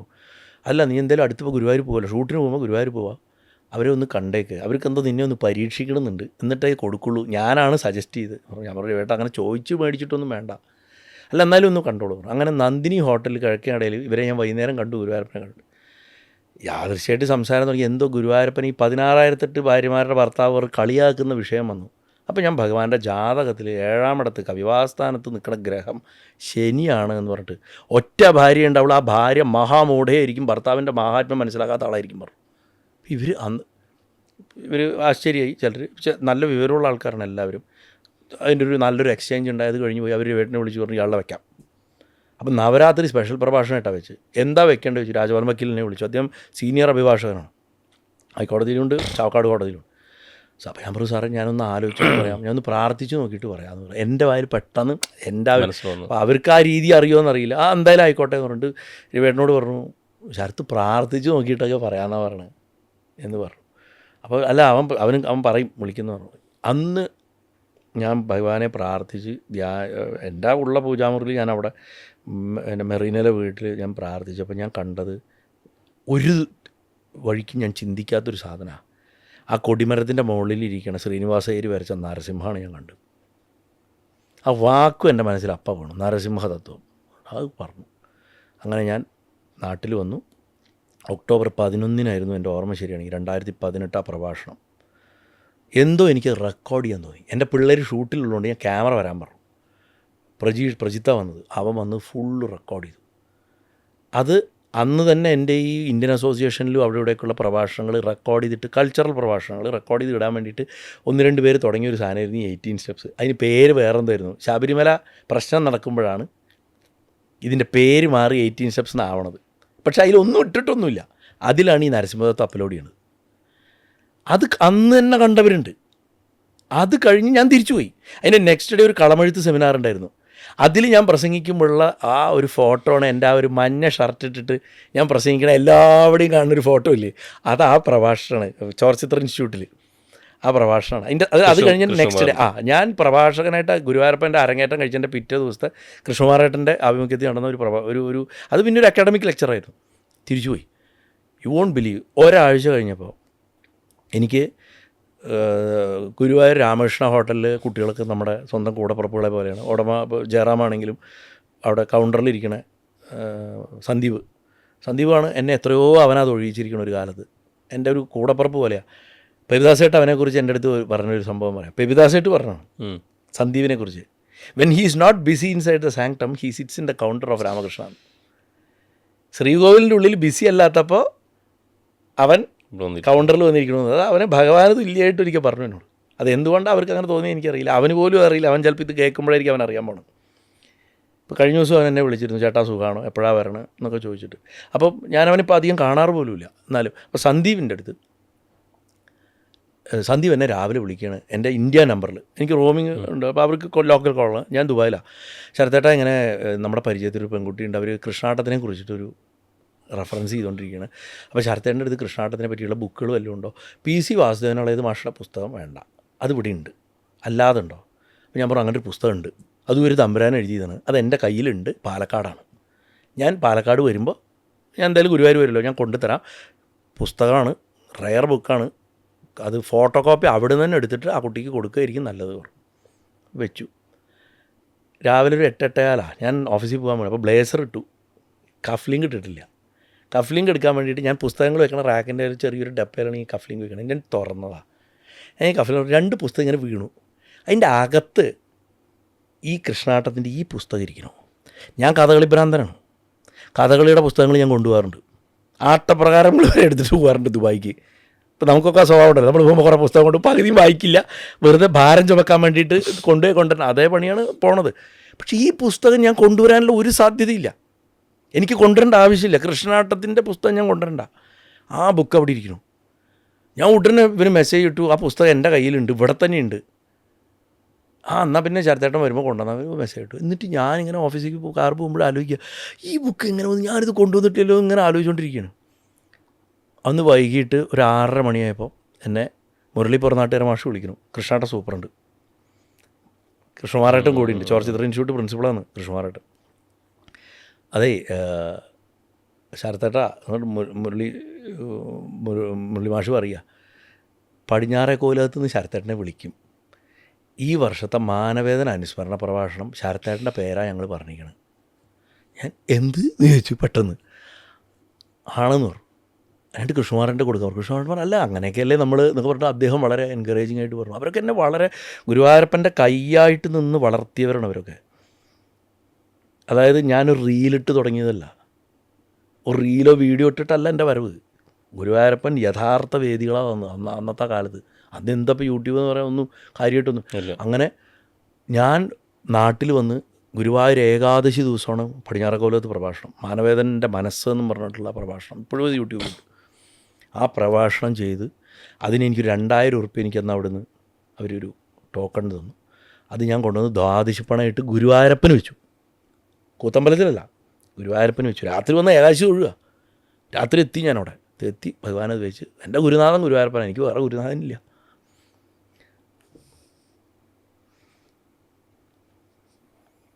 അപ്പോൾ ആ ഇൻസിഡൻറ്റ് കഴിഞ്ഞ് അതിൻ്റെ തുടർച്ചയായിട്ട് ഞാൻ വേറെയും വർക്കുകളിലേക്ക് തിരിച്ചു പോയി. അങ്ങനെ ഇരിക്കുമ്പോഴാണ് ഒരു ശിവേലിയുടെ അവിടെ രാവിലെ ഞാൻ ഉണ്ടായിരുന്നപ്പോൾ ശിശിർ സാർ എൻ്റെ അടുത്ത്, നിങ്ങൾ എവിടേക്കോ എന്തൊക്കെയോ കാണിച്ചു. അന്ന് ഗുരുവായൂരപ്പൻ്റെ കൊടിയേറ്റം നടന്ന് പിറ്റേ ദിവസം ഉത്സവം 2-ാം ദിവസമാണ്. എന്നോട് ചോദിക്കുക, രാവിലെ എല്ലാവരും മാറ്റി നിർത്തിയിട്ടുണ്ട്, കൊടിമരത്തിൻ്റെ അവിടെ സാർ ഇങ്ങനെ കയ്യും കെട്ടിയിട്ട് അഡ്മിനിസ്ട്രേറ്റർ ഇങ്ങനെ പ്രതാപമായിട്ട് നിൽക്കുക. എൻ്റെ അടുത്ത് ഇവിടെ വരും അവിടെ വിളിച്ചു. അല്ല നിങ്ങൾ ഈ കണ്ണി, അപ്പോൾ എനിക്കിങ്ങനെ ഭഗവാനെ ഇങ്ങനെ കാണാകത്ത് ഇറങ്ങണേ ഉള്ളൂ, ശിവേലിക്ക് ഇറങ്ങണേ ഉള്ളൂ അദ്ദേഹം. ഭഗവാൻ ഇങ്ങനെ അങ്ങനെ വെട്ടി തിളങ്ങി നിൽക്കുകയാണ്. ഇപ്പുറത്ത് ജനങ്ങനെ ഇടിച്ചു കുത്തി നിന്നിട്ട് ദീപസ്തംഭത്തിൻ്റെ അവിടെ നിന്ന് തൊഴുന്നുണ്ട്. സാറിൻ്റെ അടുത്ത് ചോദിക്കുക, നിങ്ങൾ എന്തൊക്കെയോ കാണിച്ചു നടക്കണോ, അത് ഷൂട്ട് ചെയ്യണം, നിങ്ങൾക്ക് ഇവിടുത്തെ എന്തെങ്കിലും ചെയ്തുകൂടെ? സാറ് ചോദിക്കുക ഭഗവാന്റെ മുന്നേ. ഭഗവാൻ ചോദിപ്പിക്കണം, ആരാ ഭഗവാന് വേണ്ടി ഒപ്പിടുന്ന ആളാ ചോദിക്കണം. അവിടെ ശിശിർ എന്ന് പറഞ്ഞ വ്യക്തിയല്ല, ശിശിർ എന്ന് പറഞ്ഞ വ്യക്തിയല്ല, ഗുരുവായൂരപ്പന് വേണ്ടിയിട്ട്. ഗുരുവായൂരപ്പൻ മൈനറാ അക്കോർഡിംഗ് ടു ലോ. ലോകത്തിലെ ഏറ്റവും വലിയ ആനമുതലാളി ഗുരുവായൂരപ്പനാ. ആ ആനമുതലാളിക്ക് വേണ്ടിയിട്ട് സാർ ഭാഗം ഒപ്പിടുന്ന ആളാരാ? Signatory, authorise signatory. ദേവസ്വം ബോർഡിൽ വേറെ ആരുമല്ല, ഗുരുവായൂർ ദേവസ്വം അഡ്മിനിസ്ട്രേറ്ററാണ്. അഡ്മിനിസ്ട്രേറ്ററുടെ പോസ്റ്റിൻ്റെ പവറാണ്, ഗുരുവായൂരപ്പന് വേണ്ടി ഒപ്പിടുന്ന ആളാണ്. അപ്പോൾ ആ ആളാണ് ചോദിക്കണത്, ഗുരുവായൂരപ്പന് വേണ്ടി ചോദിക്കുകയാണ്, നിനക്ക് ചെയ്തുകൂടെ, നീ എന്ത് ഈ പൊട്ടം കളിച്ച് നടക്കണത്, ഹൈ ടൈം എന്ന് പറയാണ്. ആ സെക്കൻഡിൽ ആ ബോധം എന്തോ എവിടെ വർക്ക് ചെയ്യണം. ഞാൻ പറയണു ചെയ്യാമല്ലോ സാർ. എന്നിട്ട് അടുത്ത വഴിക്ക് ഞാൻ പോലും ഞാനിപ്പോൾ എന്ത് പൊട്ടത്തരാ പറഞ്ഞെന്നുള്ള മാതിരി ഒരു വാക്ക് പറഞ്ഞു. ചെയ്യാൻ മുഴുവൻ എൻ്റെ വകയായിട്ട് ഞാൻ ചെയ്തോളാം, ദേവസ്വം 5 പൈസ തരണ്ടെന്ന് പറഞ്ഞു. ഭഗവാന്റെ മുന്നിൽ നിന്നാണ് പറഞ്ഞത്. അപ്പോൾ സാർ എന്നെ ഇങ്ങനെ നോക്കി, ഫ്രീഡം അല്ലേ ചോദിച്ചു എൻ്റെ അടുത്ത്. ഞാൻ ചിരിച്ചു. അപ്പോഴേക്കും ശംഖം അങ്ങോട്ട് മുഴങ്ങി മേശാന്തി തൂവാൻ തുടങ്ങി. ഭഗവാൻ പുറത്തേക്ക് വരുന്നു. പിന്നെ സംഭാഷണം നടന്നില്ല. സാർ അന്ന് ഉച്ചയ്ക്ക് എന്നെ കണ്ടാൽ പറഞ്ഞു, ഞാനത് കാര്യമായിട്ട് തന്നെ എടുത്തിരിക്കണം, നിങ്ങളൊരു പ്രപ്പോസൽ വരുമോ? ഞാൻ പ്രപ്പോസൽ കൊടുത്തു. അത് അഡ്വക്കേറ്റ് കെ വി മോഹൻദാസ് സാറിന് ചെയർമാൻ. സാറ് സമ്മതിക്കുമോ എന്നുള്ള, സാറ് വളരെ കാണിച്ചക്കാരനാണ്, എന്തായാലും നോക്കാം. യു വോണ്ട് ബിലീവ്, 1.5 ആഴ്ചയുടെ ഉള്ളിൽ എനിക്ക് IGSൽ ഗുരുവായൂർ ദേവസ്വം ഓർഡർ വരികയാണ്. കാരണം ഞാൻ കൊടുത്ത പ്രപ്പോസൽ എന്താ, അതിൻ്റെ വരുമാനവും മുഴുവനും ഗുരുവായൂരപ്പന് എന്ന് പറഞ്ഞിട്ടാണ്. അവിടുന്ന് ഭഗവാൻ എന്നെ വേറൊരു ഓർഡിയലിലേക്കാണ് കൊണ്ടുപോകുന്നത്, ഒരു വമ്പം പരീക്ഷണത്തിൽ. ആ കഥയൊക്കെ ഞാൻ അഖിലം മധുരത്തിൻ്റെ അതിൽ പറഞ്ഞിട്ടുണ്ട്. ക്യാമറ തല്ലി പൊട്ടിക്കാൻ നോക്കലും ആക്രമണങ്ങളും. നമ്മൾ ധർമ്മം സംരക്ഷിക്കണമെന്ന് വിചാരിക്കണവരുടെയാണ് എനിക്ക് ഏറ്റവും കൂടുതൽ ഉപദ്രവം ഉണ്ടായിട്ടുള്ളത്. അല്ലെങ്കിൽ ആ ക്ഷേത്രത്തിൽ നിൽക്കുന്നു എന്ന് കരുതുന്ന നമ്മൾ ആരാധിച്ചിരുന്ന പല ആൾക്കാർ, അല്ലെങ്കിൽ നമ്മൾ റെസ്പെക്റ്റ് ചെയ്തിരുന്നവർ ഗുരുവായൂരപ്പനെ എന്തല്ല എന്ന് കാണിച്ചു തന്നിട്ടുണ്ട്. ഹൗ നോട്ട് ടു ലിവ് എന്ന് പഠിപ്പിച്ചത് അവിടുന്ന്. എന്നെ സംബന്ധിച്ചുള്ള ഏറ്റവും വലിയ സർവകലാശാലയായിരുന്നു ആ ഷൂട്ടിൻ്റെ കാലം. ആ ടൈമിൽ ഒറ്റ പ്രഭാഷണം ഞാൻ ചെയ്തിട്ടില്ല. അങ്ങനെ ഇരിക്കുമ്പോൾ ഒരു ദിവസം ആ നവംബർ മാസത്തിൽ 2019 നവംബറിൽ ഒരു ദിവസം ഉച്ചയ്ക്ക്, ഇത് ഞാൻ പറഞ്ഞിട്ടുള്ളതാണ്, ശശി സാർ എപ്പോഴും, സാറ് നല്ല ഉറച്ച ഐഡിയോളജികളൊക്കെ ഉള്ള ആളാണ്. സാർക്ക് ചില കാര്യങ്ങളൊന്നും, സാർക്ക് ഈ രാജഭരണം അങ്ങനത്തെ ഒന്നും സാറ് പ്രിസ്ക്രൈബ് ചെയ്യില്ല, സാർക്ക് അത് പറ്റാത്തതാണ്. സാറ് ജനാധിപത്യം, സമത്വം അതിലൊക്കെ വിശ്വസിക്കുന്ന അങ്ങനത്തെ വളരെ പുള്ളിയുടേതായിട്ടുള്ള കാഴ്ചപ്പാടുകളുണ്ട്. പെട്ടെന്ന് ദേഷ്യം വരും, ഞാൻ തിരിച്ചും പറയും. സാറ് ഞങ്ങൾ ചേട്ടാനുജന്മാരെമാർ തന്നെ സംസാരിക്കും. ഇപ്പോൾ സാറ് ഒരുപാട് എന്താ പറയുക, ഒരുപാട് മറ്റു പല വ്യക്തികളും അദ്ദേഹത്തിനെക്കുറിച്ച് വ്യത്യസ്തമായിട്ടുള്ള കാഴ്ചപ്പാടുകളുണ്ടായിരിക്കാം. പക്ഷേ ശിശിർ എന്ന് പറഞ്ഞാൽ മനുഷ്യൻ അല്ലെങ്കിൽ ഉപാസകൻ എന്താണെന്നുള്ളത് എനിക്ക് മനസ്സിലാക്കാൻ സാധിച്ചിട്ടുണ്ട്. അപ്പോൾ അദ്ദേഹത്തിൻ്റെ അടുത്ത് സംസാരിക്കും, എപ്പോഴും ഭഗവാന്റെ കാര്യങ്ങൾ സംസാരിക്കാൻ നല്ല രസമാണ്. കാരണം സാർ ഈ കുറുക്ക് ചോദ്യം ചോദിക്കും. എനിക്ക് കുറുക്ക് ചോദ്യം ചോദിക്കണവരെ കൂടുതൽ ഇഷ്ടമാണ്. കാരണം എൻ്റെ മനസ്സിനെയും അത് എനിക്കും കൂടുതൽ ക്ലാരിറ്റി ഉണ്ടാക്കി തരും. എൻ്റെ പ്രോസസ്സ് നടക്കും. ഞാൻ ഇങ്ങനെ പ്രഭാഷണങ്ങളിലൊക്കെ എൻ്റെ ഫ്രണ്ട് സന്ദീപിനെ കുറിച്ച് ഇങ്ങനെ പറയാറുണ്ട്. ചെന്നൈയിലെ സന്ദീപ് ഇതുപോലെയായിരുന്നു, അതേപോലെ സാർ. അപ്പോൾ സാർ അന്ന് ഇങ്ങനെ കണ്ട് സംസാരിച്ച് ഞങ്ങൾ എന്തോ പറഞ്ഞിട്ട് രേവതി പട്ടത്താനത്തിൻ്റെ കഥ പറയാം. അപ്പോൾ ഞാൻ പറഞ്ഞു, സാറ് രേവതി പട്ടത്താനം ഉണ്ടായത് എങ്ങനെ അറിയോ? മൂസതുമാരെ വെട്ടിക്കൊന്നതിൻ്റെ പ്രായശ്ചിത്തമായിട്ടുണ്ടായതാണ്. അത് പിൽക്കാലത്ത് രേവതി പട്ടത്താനം പ്രഭാഷണത്തിൽ തന്നെ ഞാൻ പറഞ്ഞിട്ടുണ്ട്. രേവതി പട്ടത്താനത്തിൻ്റെ ചരിത്രം പറയുമ്പോൾ മാനവിക്രമൻ്റെ കാലത്ത് ഉണ്ടായത് എങ്ങനെയാണ്, കോക്കുന്നത് ശിവാങ്ങൾ പ്രായശ്ചിത്തമായിട്ട് പറഞ്ഞു കൊടുത്താണ്. ബ്രാഹ്മണനെ കൊന്നു, അതുകൊണ്ട് അതിന് പ്രായശ്ചിത്തം. ബ്രാഹ്മണൻ്റെ ഏറ്റവും വലിയ സമ്പത്ത് എന്താ? അറിവിനെ പുരസ്കരിക്കാൻ പറഞ്ഞു, അറിവിനെ അംഗീകരിക്കുക. അതാണ് രേവതി പട്ടത്താനം. അറിവിനെ അംഗീകരിച്ച് പ്രായശ്ചിത്തം ചെയ്തതാണ് സാമൂതിരി വംശം. അപ്പം ഗുരുവായൂർ ക്ഷേത്രത്തിനാണെങ്കിൽ മൂസതുമാരുമായിട്ട് വലിയ ബന്ധമുള്ള സ്ഥലമായിരുന്നു. നാലമ്പലത്തിന് പടിഞ്ഞാട്ടേക്ക് വാതിലില്ലാത്തതിൻ്റെ കാരണം മൂസതുമാരെ പടിയടച്ച് പിണ്ടം വെച്ചതാണ്. അവിടെയാണ് നന്ദശാന ഇരിക്കണത്.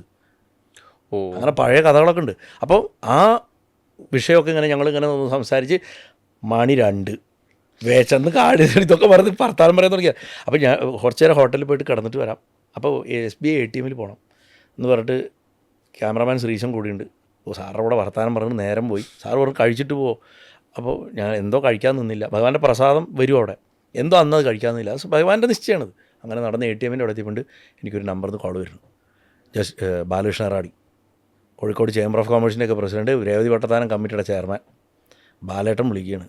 ബാലേട്ടൻ വിളിച്ചിട്ട് പറയുക, പട്ടത്താനം കമ്മിറ്റി കൂടിയിരിക്കുകയാണ്, ഈ വർഷത്തെ രേവതി പട്ടത്താനം പ്രഭാഷണം നിങ്ങളെ കൊണ്ടാകാമെന്ന് ഇവിടെ ഒരു തീരുമാനം വന്നിട്ടുണ്ട്. ഞാൻ ആലോചിക്കണം, ഞാൻ ആകെ 2 പ്രഭാഷണം ചെയ്തിട്ടുള്ളത്. ആകെ ഒന്നൊരു നരസിംഹ, അതും ഒരു കൊല്ലം മുമ്പ്. ഈ മാനവേദൻ്റെ മനസ്സും ഇതിപ്പോൾ അതെ. എന്തായാലും നിങ്ങളവിടെ ഗുരുവായൂർ നിൽക്കല്ലേ, ഗുരുവായൂർ സാമൂതിരി എന്നുള്ള വിഷയം ആയിക്കോട്ടെ എന്ന് പറഞ്ഞിട്ടൊരു സംഭവം ഇവിടെ തന്നു. ഒന്ന് ആലോചിച്ച് നോക്കൂ. അപ്പോൾ ഞാൻ ചോദിച്ചു, എന്നെ എന്താ വിളിക്കാൻ കാരണം? ഞങ്ങൾ ഇന്ന് രാവിലെ ഞാനും രഞ്ജിത്ത് എന്നൊക്കെ പറഞ്ഞിട്ടൊരു ഓർമ്മയുണ്ട്, അദ്ദേഹം തമ്പുരാണ്ട് അവിടെ ഞങ്ങൾ ഗുരുവായൂർ വന്നിരുന്നു. അപ്പോൾ വന്നപ്പോൾ ആരെയോ ഇത്തവണ ചെയ്യിപ്പിക്കുക, വ്യത്യാസമായിട്ട് ആരെങ്കിലും വേണമല്ലോ എന്ന് പറഞ്ഞിട്ട് കൊടിമരത്തിൻ്റെ അവിടെ വന്ന് നിൽക്കുമ്പോൾ പെട്ടെന്ന് രഞ്ജിത്ത് ഇങ്ങനെ പറഞ്ഞു, ശരത് ഹരിദാസ് എന്ന് പറഞ്ഞിട്ട് ഒരാളുണ്ട് കൊടിമരത്തിൽ. അപ്പോൾ ആരാത് തോന്നിപ്പിക്കുന്നത്? അകത്തുനിന്ന് ആൾ തലയിലിട്ട് കൊടുക്കുന്നത്. അപ്പം ഞാനവിടെ ഷൂട്ട് ചെയ്യേണ്ടതെന്ന് അവിടെ അറിയില്ല, അവർക്ക് അവിടെ ഉണ്ടെന്ന് അറിയില്ല. പട്ടത്താനം കമ്മിറ്റി ഉച്ചയ്ക്ക് കൂടുമ്പോൾ അവിടെ ഇരിക്കുമ്പോഴാണ് അവരറിയണത് ഞാൻ അവിടെ ഉണ്ടെന്ന്. അങ്ങനെയാണ് വിളിക്കുന്നത്. അങ്ങനെ ഞാൻ അവിടെ പോകണു, ഈ പ്രഭാഷണം ചെയ്യണു. അതിൻ്റെ അവസാനത്തിൽ ഞാൻ ഭഗവാനെ വയറവള്ളി കൊണ്ട് ഒഴിയണതും സാമൂതിരിക്ക് വയറാട്ടം നടത്തുന്നതിൻ്റെയും ഒരു പാരലൽ പറഞ്ഞിട്ട് അത് അവസാനിപ്പിക്കുന്നത്. പള്ളിവേട്ട കഴിഞ്ഞിട്ട് പിറ്റേ ദിവസം രാവിലെ ആ ഭാഗം മൂപ്പരെന്തോ എല്ലാവരും കേൾക്കരുത് വിചാരിച്ചു പോണു. യൂട്യൂബിൽ ആ ഭാഗം മാത്രം കട്ടാവും. 3 പ്രാവശ്യമാണ് ഡിലീറ്റ് ചെയ്ത് അപ്ലോഡ് ചെയ്തത്. എന്നിട്ട് ഞാൻ അതിനെ സെപ്പറേറ്റ് ആയിട്ട് പാർട്ട് 2 എന്ന് പറഞ്ഞിട്ട് അവസാനത്തെ 5 മിനിറ്റ് ഉണ്ട്. ഇന്നും എത്രയോ പേര് ഫസ്റ്റ് പാർട്ട് കേട്ടിട്ടുണ്ട്. കാരണം മുഴുവൻ കേട്ടിട്ടുണ്ടാവില്ല ആരും. മുഴുവൻ കേട്ടവൻ അപ്പുറം കേൾക്കും. ആ അപ്പുറം കേട്ടവന് വേണ്ടിയിട്ട് ആ പാർട്ട് ഇന്നും കിടക്കേണ്ടത് വളരെ കുറച്ച് പേരെ കേട്ടുള്ളൂ. അതിൻ്റെ ക്രീം കിടക്കണം അതിലാണ് കാര്യം. ഇങ്ങനത്തെ അനവധി അനുഭവങ്ങളാണ്. പിന്നെ ആ സമയത്ത് പുള്ളിക്ക് ഇഷ്ടമുള്ള ക്യാമറ ബാറ്ററി ഫുള്ളായിരിക്കും. മൂപ്പർക്ക് ഇഷ്ടമല്ലാത്തതാണെങ്കിൽ പുള്ളി ബാറ്ററി ഓഫാക്കും, ക്യാമറ ഓഫാക്കും. മറ്റേ 1% ചാർജിലാണെന്നുണ്ടെങ്കിലും എത്ര പ്രധാനപ്പെട്ട സാധനം ക്യാമറ ഒന്ന് മാറ്റിയിട്ട് കൊണ്ടൊന്നും എടുക്കാൻ പറ്റാത്ത പോലെ റൺ ചെയ്യും. അരമണിക്കൂറൊക്കെ ചിലപ്പോൾ 20 മിനിറ്റ് കട്ട് ഓഫ് ആവും ചില ക്യാമറ മോഡലുകളിൽ. ഇത് കട്ട് ഓഫ് ആവേണ്ട പോയിട്ടുള്ള കേസുകളുണ്ട്. ക്യാമറമാനോട് ചോദിച്ചാൽ പറയും, പേടിച്ച് പോവും. നമുക്ക് ഒരു വിജയകുമാർ എന്ന് പറഞ്ഞിട്ടൊരു ക്യാമറമാനുണ്ട്. അവൻ്റെ വൈഫൊന്ന് പ്രഗ്നൻ്റ് ആയിരുന്നു. ഞാൻ അവനെ അരയിൽ ഹാർനസൊക്കെ ഇട്ട് കെട്ടിയിട്ട് കിഴക്കേ ഗോപുരത്തിൻ്റെ തട്ടിമ്പുറത്ത് അതിൻ്റെ മുകളിൽ കൊണ്ടിരുത്തി കൊടി ഇങ്ങനെ കയറി വരണത് ഷൂട്ട് ചെയ്യാൻ വേണ്ടിയിട്ട്. അയ്യോ, അവിടെ മുഴുവൻ വിരിച്ചാഴിയാണ്. ഞാനാണെങ്കിൽ അതിൻ്റെ മുകളിലേക്ക് കയറി ആ അകത്ത് മാനേജറുടെ അവിടെ കോണിപ്പടി കയറി അതിൻ്റെ മുകളിൽ കൊണ്ട് അവനെ ഇരുത്തി ഇടയ്ക്കിടയ്ക്ക് പോയി നോക്കും. ഇവിടെ താഴെ ചടങ്ങ് നടക്കുക. കാരണം ഇവൻ പൊളിഞ്ഞു വീണാൽ താഴേക്കാൻ വഴി. ഇവനെ അവിടെ കൊണ്ടിരുത്തിയിരിക്കുകയാണ് ഫുൾ ഹാർനസൊക്കെ ഇട്ടിട്ട്. അത് കഴിഞ്ഞിട്ട് ഇവൻ താഴെ ഇറങ്ങി വന്നപ്പോൾ ഞാൻ പറഞ്ഞു, മോനെ നീ പോയിട്ട് ചായ വല്ലതും കുടിച്ചൊന്ന് റിലാക്സ് ചെയ്യേ, വീട്ടിലേക്കൊക്കെ വിളിക്കുക, ഞങ്ങൾ നോക്കിക്കോളാം ബാക്കി. അത് കഴിഞ്ഞ് താഴെ വന്നു കഴിഞ്ഞപ്പോൾ ബാക്കി പുറത്തൊക്കെ കുറച്ച് ഷൂട്ട് കിടക്കുന്നുണ്ട്. പല ക്യാമറകളുണ്ട്. അപ്പം ചായ കുടിക്കണം, രാമകൃഷ്ണയിലൊന്ന് പോകാൻ പറഞ്ഞിട്ട് ശ്രീശനും ഞാനും കൂടെ പോകുമ്പോൾ ഇവൻ മേൽപ്പത്തൂർ ഓഡിറ്റോറിയത്തിൻ്റെ അവിടെ ഇരുന്നിട്ട് മുഖം പൊത്തി കരഞ്ഞുകൊണ്ടിരിക്കുന്നു. ഞാൻ ചോദിച്ചു, എന്താ പറ്റിയത്? വല്ല പ്രശ്നമുണ്ടോ? വീട്ടിൽ വല്ല പ്രശ്നമുണ്ടോ? നീ വീട്ടിൽ പോകാൻ പറയാം. അവിടെ അല്ല സാറേ ക്യാമറയിൽ ഞാനിപ്പോൾ എടുക്കാൻ നോക്കുമ്പോൾ ക്യാമറ പെട്ടെന്ന് ഓഫായി. പിന്നെ നോക്കുമ്പോൾ ഫയൽ കറപ്റ്റഡ് എന്നാണ് കാണിക്കണം. ഞാൻ എന്താ എടുക്കാൻ നോക്കിയത്? അതവിടെ ഏതൊക്കെ രാഷ്ട്രീയക്കാരൊക്കെ കൊണ്ടൊരു ഉദ്ഘാടന കർമ്മം എന്തിൻ്റെയോ ഉത്സവമായിട്ട് ബന്ധപ്പെട്ടിട്ട് അതെടുക്കാൻ വേണ്ടി ക്യാമറ ഓണാക്കിയതും ക്യാമറ ഓഫായി, ഫയൽ കറക്റ്റായത്. ഞാൻ പറഞ്ഞു, ആ കാർഡ് ഇങ്ങോട്ട് എടുക്കുക പറഞ്ഞു. ഇവൻ്റെ കയ്യിൽ ക്യാമറ ഉണ്ടായിരുന്നു, അതിലിട്ട് നോക്കിയപ്പോൾ ഉണ്ട് കൊടി കയറുന്നത് വരെയുള്ള എല്ലാം ഉണ്ട്. അത് കഴിഞ്ഞിട്ട് ഈ ചടങ്ങ് മൂപ്പർക്ക് വേണ്ട, ആർക്ക് അകത്തുള്ള ആൾക്ക് വേണ്ട, താല്പര്യമില്ല, അത് കറക്റ്റാക്കിയിരിക്കണം. അപ്പോൾ ഇല്ല. ഇപ്പം കണ്ടിയൂർ പട്ടത്ത് നമ്പീശൻ വന്നിട്ട് സങ്കടമില്ല ഭഗവാനെ എന്ന് പറയണം. പണ്ടവരുടെ പൂർവികനെ വെട്ടിക്കൊന്നാണ്. അപ്പം ഇന്നും നാരായണാലയത്തിൻ്റെ അവിടെ ആറാട്ടിൻ്റെ എഴുന്നള്ളിപ്പ് വരുമ്പോൾ ഭഗവാൻ നിൽക്കും, മേളം നിർത്തും. പെരുവാനംകുട്ടേട്ടനൊക്കെ കറക്റ്റ് ആ സമയത്ത് നിർത്തും. അവിടെ ആ നിൽക്കണ സമയത്ത് കണ്ടിയൂർ പട്ടത്ത് നമ്പീശൻ വന്നിട്ട് പറയണം, ഇപ്പോഴത്തെ അവകാശിയാ രാജ, സങ്കടമില്ല സങ്കടമില്ല സങ്കടമില്ല എന്ന് 3 പ്രാവശ്യം പറഞ്ഞാലേ വീണ്ടും മേളം തുടങ്ങി ഭഗവാൻ പുറപ്പെടുള്ളൂ. ആ സമയത്ത് ഞാൻ ഭഗവാനെയും ഇദ്ദേഹത്തിനെയും കാണിക്കാൻ 2 ക്യാമറ സെറ്റ് ചെയ്ത് വയ്ക്കുക. ഇദ്ദേഹം സങ്കടമില്ല എന്ന് പറഞ്ഞ സമയത്ത് ബാക്കിൽ ക്യാമറ പെടാൻ വേണ്ടിയിട്ട് ചില പ്രവൃത്തികൾ അങ്ങോട്ട് കയറി നിന്നു, അതങ്ങോട്ട് ഓഫായി. അത് ഓഫായി. മൂപ്പർക്ക് വേണ്ട, താല്പര്യമില്ല. ആദ്യം പറഞ്ഞ കറക്റ്റ് കിട്ടി, അത് കഴിഞ്ഞ ഫയലില്ല. ഇങ്ങനെയൊക്കെ അനവധി അനുഭവങ്ങളാണ്. ഇതൊക്കെ ഞാൻ പറയാവുന്ന, പുറത്ത് പറയാവുന്ന പറഞ്ഞ, അല്ലാതെ ചിലതുണ്ട്. അതൊക്കെ പറഞ്ഞ പല വിഗ്രഹങ്ങളും തകരും. ഗുരുവായൂരപ്പൻ കാണിച്ചു തന്നുണ്ട് എന്താണ് വിഗ്രഹം, എന്താ വിഗ്രഹം അല്ലാത്തത്. മനുഷ്യവേഷം ധരിച്ചുകൊണ്ട് കാര്യമില്ലല്ലോ. ഇല്ല, അനുഭവം എനിക്കത് പ്രത്യക്ഷ അനുഭവമാണ്. എനിക്കത് റിയൽ ഡയറക്റ്റ് എക്സ്പീരിയൻസാണ് അദ്ദേഹം തന്നിട്ടുള്ളത്. അതുകൊണ്ടാണ് എനിക്ക് ആ കോൺഫിഡൻസിൽ സംസാരിക്കാനും പറ്റുന്നത്. അതല്ലാതെ, കാരണം അവിടുത്തെ ഓരോ സെക്യൂരിറ്റിക്കാരെ പോലും ഭഗവാൻ എത്ര, നമ്മളിപ്പോൾ സെക്യൂരിറ്റിക്കാരെ പറഞ്ഞാൽ വില്ലന്മാരെ പറക്കും. പക്ഷെ ആ സെക്യൂരിറ്റിക്കാർ പെടണം പാടും കഷ്ടപ്പാടിൻ്റെയും വേറൊരു വശമുണ്ട്. അത് ഞാൻ കണ്ടിട്ടുണ്ട്. അത് എനിക്ക് ബോധ്യം എന്ന് വെച്ചാൽ ഭഗവാൻ അവരെ കെയർ ചെയ്യണത് എങ്ങനെയാണെന്നുള്ളത് എനിക്ക് നേർബോധ്യം കണ്ടിട്ടുണ്ട്. നേരെയുള്ള ബോധ്യം. പബ്ലിക് മീഡിയകളായതുകൊണ്ട് ഇതൊന്നും വിളിച്ചു പറയാൻ പറ്റില്ല. അതുകൊണ്ടാണ് ഞാൻ പറഞ്ഞത്, നമ്മൾ കാണുന്നതല്ല ഗുരുവായൂർ, നമ്മൾ മനസ്സിലാക്കുന്നതുമല്ല ഗുരുവായൂർ. അവിടെ വേറെ അത് വേറൊരു തലമാണ്. ഞാൻ പണ്ട് ചെറുപ്പത്തിൽ വളരെ വിഷമിച്ചിട്ട് ഭഗവാനെ, കാരണം പലപ്പോഴും ക്യൂ പിടിച്ച് തള്ളും, ഉപദ്രവിക്കും, ഇങ്ങനെ മാന്തും, അങ്ങനെ നഖമൊക്കെ കൊള്ളും ഈ ജീവനക്കാരുടെ. ഞാൻ ഭഗവാനോട് ചോദിച്ചിട്ട് പിന്നെ മാത്രമല്ല ഭയങ്കര ഇൻസിൻസിയറിറ്റി എല്ലായിടത്തും. എങ്ങനെ ഇങ്ങനൊരു കുപ്പക്കുഴിയിൽ വന്ന് കിടക്കാൻ സാധിക്കുന്നത്? ഇങ്ങനെ കല്ലും മുള്ളും കിടക്കണ മാതിരി ഒരു അവസ്ഥയിൽ ഭഗവാൻ വന്ന് ട്രാപ്പഡല്ലേ. അതിന് വർഷങ്ങൾക്ക് ശേഷമാണ് എനിക്ക് ഉത്തരം കിട്ടിയത്. ഇതിനെയൊക്കെ മറികടന്നിട്ട് ഏതെങ്കിലും ഒരുത്തം വരും, അവന് വേണ്ടിയിട്ടാണ് ഞാൻ ഇവിടെ ഇരിക്കുന്നത്. അത് ഞാൻ പ്രഭാഷണങ്ങളിൽ പറഞ്ഞിട്ടുള്ളതാണ്, അത് പുതിയ കാര്യമൊന്നുമല്ല. ആ ആൾക്ക് വേണ്ടിയിട്ടാണ് ഒരു അർപ്പന അവിടെ ഇരിക്കുന്നത്. അങ്ങനത്തെ റിയലൈസേഷൻ അത് വളരെ പ്രധാനം. അപ്പോൾ ഭഗവാൻ എന്നെ എത്തിച്ചത് അങ്ങനെയാണ്. അതുവരെ പത്മനാഭൻ്റെ മരണത്തിന്, പത്മനാഭൻ ചെരിയണേന് ആന ഏതാനും ദിവസം മുമ്പ് ആ കുറുന്തോട്ടി വന്നതിന് ഞാനാണല്ലോ സാക്ഷി. അത് പലരും റീലായിട്ട് അടിച്ചു, അതും വേറൊരാളുടെ അനുഭവമായിട്ട് ആരോ അടിച്ചത് ഞാൻ കേട്ടു എന്നാൾ. അപ്പം അങ്ങനെയൊക്കെയുള്ള ആരാ കുറുന്തോട്ടി, അത്രയും കിലോ കുറുന്തോട്ടി അവിടെ ഒരു തുലാഭാരത്തിന് കൊണ്ടുവന്ന് ക്യൂ ഷർട്ട് ഗ്രില്ല് കിടക്കണതിൻ്റെ അവിടെ നിന്നാണ് ഒരാൾ വരുന്നത്. ഗ്രില്ല് എങ്ങനെ അതിക്രമിച്ച ആൾ കടന്നു. ഇവിടെ എന്താ മാനേജറില്ലേ ചോദിച്ചു. ഞാൻ പറഞ്ഞു മാനേജർ ഊണ് കഴിക്കാൻ പോയിരിക്കുകയാണ്, എനിക്ക് തുലാഭാരമുണ്ട്, കുറുന്തോട്ടിയാ പറഞ്ഞിട്ട് പോയി. കുറച്ച് കഴിഞ്ഞു തുലാഭാരം കഴിഞ്ഞ് പോകുമ്പോഴും ഞാനേ തുലാഭാരം ചെയ്തു, ഒക്കെ ഭംഗിയായി, അപ്പോൾ കാണാം. അയാൾ എൻ്റെ അടുത്ത് പറഞ്ഞു. 10 മിനിറ്റ് കഴിഞ്ഞപ്പോഴാണ് ആനക്കോട്ടയിൽ നിന്ന് ആൾ വന്നിട്ട് പറയുക, സാറേ ഇവിടെ കുറുന്തോട്ടി തുലാഭാരം നടന്നു എന്ന് പറഞ്ഞു. അപ്പോഴും മാനേജർ വന്നിട്ടില്ല, ഞാൻ മാത്രമേ അവിടെ ഇരിക്കുന്നുള്ളൂ. കാരണം ശ്രീശൻ കഴിക്കാൻ പോയിരിക്കുകയാണ്, അവൻ വന്നിട്ട് വേണം, കാരണം ക്യാമറയും സാധനങ്ങളുണ്ട്. അതുകൊണ്ട് ഞാൻ അവിടെ കാവലിരിക്കുക. അയാൾ വന്നിട്ട് പോയി ചോദിക്കുക കുറുന്തോട്ടി എവിടെ. അപ്പോൾ ഞാനിത് വാരിയിട്ട് ഇവർ കൊണ്ടുപോയിട്ട് അപ്പുറത്തെ പച്ചക്കറിയൊക്കെ കൊടിമരത്തിൻ്റെ അപ്പുറത്ത് ഇടണം കിടക്കുന്നു. ഞാനും കൂടെ പോയി ചാക്കിൽ നിറച്ചു. കാരണം എന്താ, ആവണവനക്കൽ എന്ന് പറഞ്ഞിട്ടുണ്ട്, ആൻറ്റിബയോട്ടിക് ഒരുപാട് കൊടുത്തുകൊണ്ട് ക്ഷീണം കൂടുതലാണ് പത്മനാഭന്. അവന് കുറുന്തോട്ടി കൊണ്ട് കഷായം വെച്ച് കൊടുക്കാൻ. ആ കുറുന്തോട്ടി ദേവസ്വം അന്വേഷിച്ചിട്ട് കിട്ടിയില്ല എത്രയും കുറുന്തോട്ടി. അപ്പോൾ 83 കിലോ കുറുന്തോട്ടി ഒരാൾ വന്നിട്ട് തുലാഭാരം നടത്തിയിട്ട് അവിടെ ഇട്ടിട്ട് വീണു. ആര് കൊണ്ടുവന്നു? ഇന്നലെ പ്രിസ്ക്രിപ്ഷൻ എഴുതുന്നു, ഇന്ന് കുറുന്തോട്ടി വരുന്നു. ഗുരുവായൂർ കുറുന്തോട്ടി കൊണ്ട് ആരും തുലാഭാരം നടത്താറില്ല. ഇതൊക്കെ വിസ്തരിച്ചിട്ട് ഞാൻ പല പ്രഭാഷണങ്ങൾ പറഞ്ഞു പോകുമ്പോൾ പറയാറുണ്ട്. ഇല്ലെന്നറയുടെ സമയത്ത് ഗ്രാമ്പു കൊണ്ട് തന്ന് ചുമ മാറ്റി തന്ന അമ്മ, അതൊക്കെ അഖിലമധുരത്തിലൊക്കെ ഞാൻ പറഞ്ഞിട്ടുള്ള കഥയാണ്. സകല VIP കളടക്കം എല്ലാവരും താഴെ നിൽക്കണു, ഗോപുരത്തിൻ്റെ മുകളിൽ ആരുമില്ല, ക്യാമറയും വെച്ച് നിൽക്കണം ഞാനും ശ്രീശ്വരനും മാത്രം.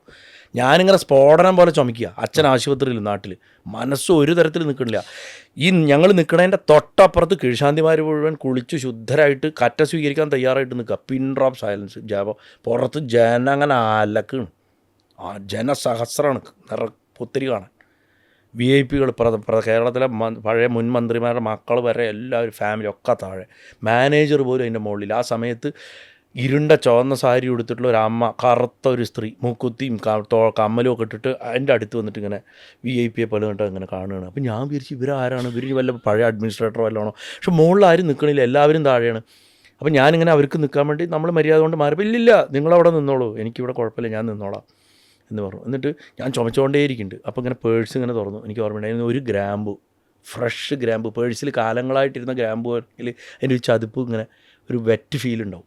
ഇത് ഫ്രഷ് ഒരു ഗ്രാമ്പു എടുത്തിട്ട് വന്നു.